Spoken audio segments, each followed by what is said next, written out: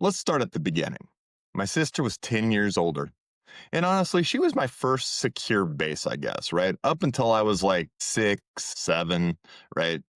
She was my constant caregiver. And then she moved away to work with my aunt at a carnival.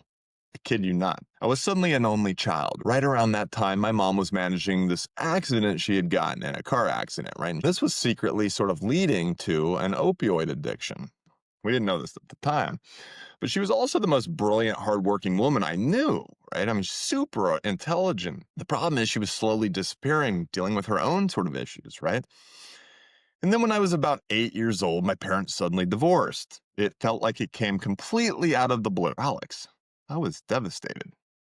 Devastated. From an attachment perspective, we call this inconsistent and abrupt caregiving. Loss of the primary secure base, the sudden departure of your sister at age 6, your only consistent caregiver, is a major rupture.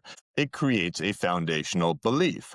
Closeness is temporary, and reliable people leave. Your mother's addiction, though behind the scenes, was emotionally present. You had an attachment figure who was simultaneously highly desirable, intelligent, hardworking, and unpredictable. Unavailable, distracted. This teaches a child that love is a puzzle that must solve, and safety is never guaranteed. And unfortunately, then you had the divorce bomb, as we'll call it. A sudden, crushing parental divorce at 8 shatters the remaining internal working, but you're profoundly conditioned to fear it. Doc, you really get me. We moved to California, and my dad followed to stay close, which was a small comfort. The next few years were back and forth until we kind of settled back in Oregon. And then in middle and high school, I had this one major crush, the love of my life, and she finally kind of came around at the end of my junior year. But the problem was, I was already dating another girl, kind of a safe choice, right? And so I couldn't accept it. This is classic insecure style behavior in action. Self-sabotage and the avoidance pull. When genuine and deep closeness, the crush, finally presents itself.